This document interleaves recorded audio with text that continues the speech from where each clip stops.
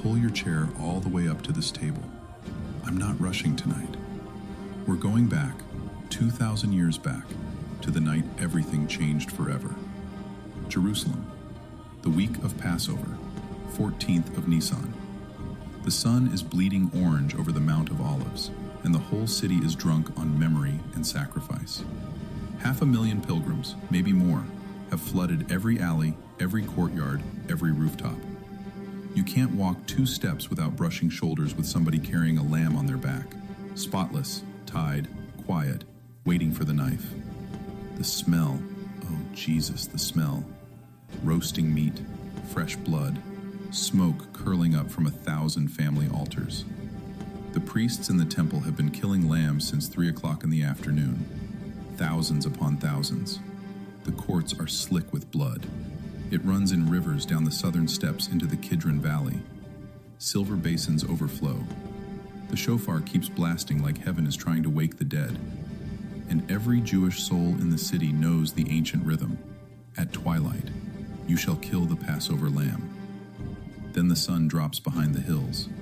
A brand new biblical day begins, the 15th of Nisan. Fires light up on every roof. Families shut their doors. The father lifts the first cup. The search for leaven is over. The bitter herbs are on the table. The haroset, the egg, the shank bone. And the same 4 questions ring out in every home, in every language. Why is this night different from all other nights? But in one upper room, the most dangerous Passover meal in history is about to begin. Jesus is reclining, not sitting, reclining like a free man. 12 confused disciples around him. The room is low-ceilinged, warm, smelling of fresh bread and oil lamps. Outside, you can still hear singing drifting up from the streets. But in here, it's quiet enough to hear hearts beating. He takes the matzah, unleavened bread, flat, striped with brown lines from the oven, pierced through with little holes so it wouldn't rise. He holds it up, and for a moment, the whole room holds its breath. Then he breaks it. Slow, deliberate. The crack echoes like bones snapping, and he says words that should have stopped every heart in Jerusalem. Take, eat. This is my body, which is given for you. Beloved, do you see what he just did? For 1,500 years, the children of Israel had been eating the lamb and telling the story of deliverance. But Jesus flips the entire script. He doesn't say, "This bread represents the haste of our fathers in Egypt." He says, "This bread is me." Then he lifts the cup. Not the first cup, not the second, not even the fourth. He lifts the third cup. The one every Jewish child grows up watching their daddy drink after supper. The cup of redemption. The one that says, "I have bought you out of slavery with a mighty hand." He wraps his carpenter's fingers around it and says, "This cup is the new covenant, in my blood, which is poured out for you." Listen to me close now. In that single sentence, he reached back into Exodus, grabbed the entire Passover by the neck, dragged it into that upper room and said, "It was always about me." The spotless lamb tied in the courtyard downstairs? It was only a rehearsal. The blood on the doorposts in Egypt? It was only a preview. The temple altar running red right now? It's about to be put out of business. Because the true lamb just spoke. And when the true lamb speaks, every shadow has to bow. He looked at them, eyes already carrying the weight of tomorrow's nails, and said one more thing. "Do this, whenever you drink it, in remembrance of me." Not in remembrance of Egypt, not in remembrance of the temple, in remembrance of me. That night, the center of gravity of the entire universe shifted from a building made of stone to a man made of flesh and blood and love. The next morning, still the Feast of Unleavened Bread, soldiers come with torches and clubs. By 9 o'clock, he's on trial. By noon, he's on a cross outside the Damascus gate. And at 3 o'clock in the afternoon, the exact moment the high priest is slitting the throat of the very last Passover lamb in the temple, Jesus lifts his head and shouts into the darkness, "It is finished!" The earth shakes, graves crack open, and in the temple, the thick veil that separated man from the presence of God rips clean in two from top to bottom, like God himself grabbed it with both hands and said, "No more separation." The priests thought they were protecting the system. They had only signed its death certificate.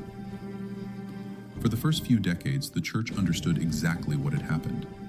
Jewish believers and Gentile believers together. Every year, when the 14th of Nisan rolled around, after sunset, they gathered. No fancy buildings, just a table, bread, wine. And they told the story of the true lamb. They called it Pascha, Passover, never anything else. They knew Christ, our Passover, has been sacrificed for us. But empires hate memories that threaten their control. 2nd century, Rome starts getting nervous about anything that looks too Jewish. 19 AD, Bishop Victor of Rome tries to excommunicate every church still celebrating on the biblical date. 325 AD, Emperor Constantine stands up at the Council of Nicaea and says, loud enough for history to record it, "It is unbecoming that we should follow the custom of the Jews. We must have nothing in common with that odious people." And with one imperial decree, the church was ordered to move the celebration to a different day, calculated so it would almost never fall on Passover again. The lamb disappeared from Christian art. The blood disappeared from Christian memory. The name changed to Easter in the West. Fertility symbols, eggs and rabbits, quietly slid into the place where the slain lamb used to stand. By the Dark Ages, most Christians had no idea Jesus died on Passover week at all. The Lord's Supper became a once-a-year ritual performed in Latin behind a screen.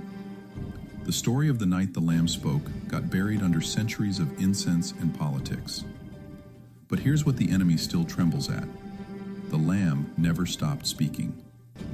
There have always been a few, a remnant, house churches, hidden gatherings, believers who refused to let the calendar be hijacked, who met when the sun went down on the 14th of Nisan, broke real bread, poured real wine, and said out loud, "Christ our Passover is sacrificed for us. Therefore let us keep the feast." And every single time they did, heaven leaned in and whispered, "Yes, this is what I asked for." Because here's the deepest truth most churches are scared to preach.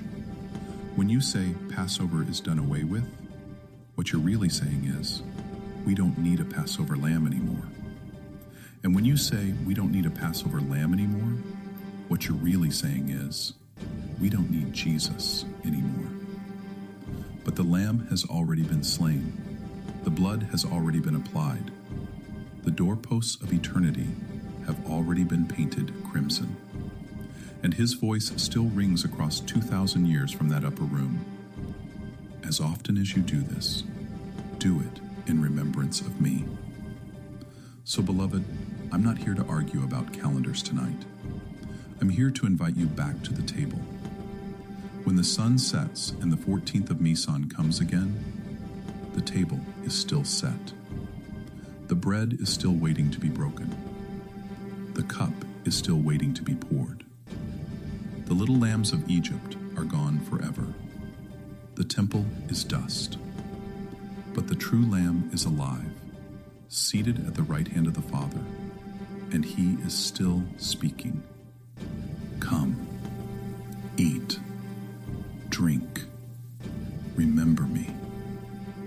Because as long as even 2 or 3 of us dare to remember the night the Lamb spoke, the revolution that began in that upper room will burn brighter than any empire can put out.